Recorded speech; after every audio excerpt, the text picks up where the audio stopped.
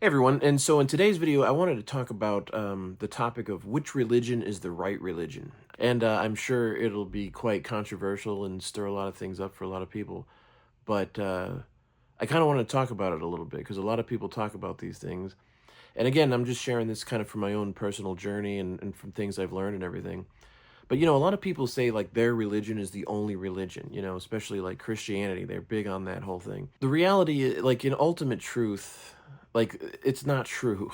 Like it's kind of like the goal is to get back to God or the kingdom of heaven. All these different spiritual paths are leading back to that source. They're kind of like rivers that lead back to the ocean, right? Or back to the source. And that's all there is to it. It really is a kind of a matter of speed, right? Like some paths are faster than others. That's where you get like when you hear like mysticism, spiritual mysticism, whether it's like yoga meditation, that's a form of spiritual mysticism, or the Jewish tradition, they have like Kabbalah and stuff like that.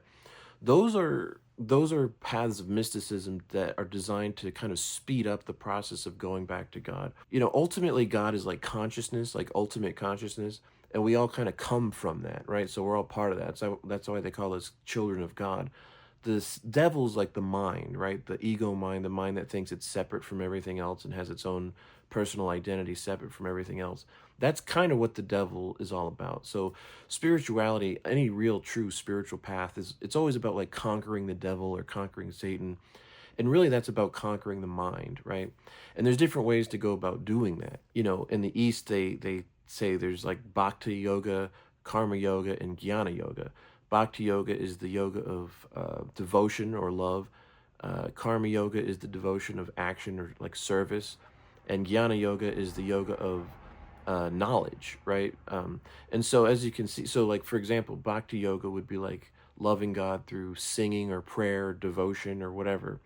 Karma yoga would be serving people, in different ways, like Mother Teresa or something like that.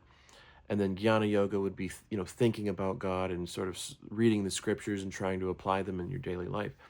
So as you can see, all those different, even though if you don't call it bhakti yoga or jnana yoga or whatever, what those paths are kind of inherent within all religious paths to some degree or another, right? Like forgiveness, loving God, like overcoming your weaknesses and your temptations and addictions and stuff like that, and to some degree or another, right? So it's a universal, like, in other words, everyone's going back to God, right? Like everyone's going to win in the end. And that's why in the East they talk about like reincarnation, right? Because in the West there's especially like in the Christian world, this idea that like you're born, you be saved by Jesus, or you're going to hell, and that's all there is to it for the rest of your life. Really, it's kind of like your soul it's like we're growing in awareness and consciousness and everything, and expanding. And you know this happens life, like if we don't learn all the lessons in one life, you have another chance to do it. I mean, and so that's what reincarnation kind of is. So, but ultimately, you will get back to a place where you kind of achieve like what they call spiritual enlightenment or self realization, God realization, or waking up to the kingdom, going to heaven. Really, it's all the same thing. Like it's your like oneness with the consciousness of God. So ultimately, like all paths are leading there. It's really just a matter of speed. And the ones who say that they aren't, that's not true, or what I'm saying is blasphemy or something. Anyone who's like, oh, this is the one true path and everybody else is wrong and they're going to hell, that's just all. It's either fear based, or an attempt to control people, frankly, is what's going on.